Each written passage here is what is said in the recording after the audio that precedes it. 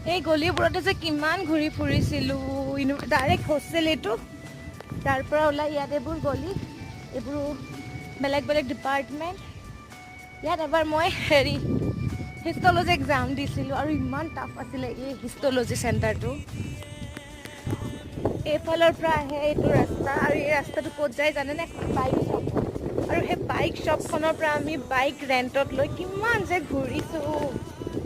এনেকৈ আৰু এইটো হ'ল ষ্টেডিয়াম আৰু এইফালেও এখন কেফেটেৰিয়া আছে মোৰ লগখিনি এতিয়া তাতেই আছে আৰু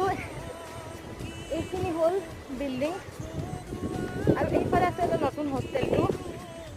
হস্পিটেলৰ আমাৰ এয়াই মানে আমাৰ এটা বেলেগ কেম্পাছ ভাবিলোঁ আপোনালোকক মোৰ ইউনিভাৰ্চিটিখন অকণমানকৈ মিনি ব্লগটোতে দেখাওঁ ডাঙৰ ব্লগ বনাবলৈ আচলতে সময় নাই ভিজা বনাবলৈ আহিছিলোঁ টাইমো প্ৰায় হৈয়ে গৈছে সেয়াই কেনেকুৱা পালে জনাব।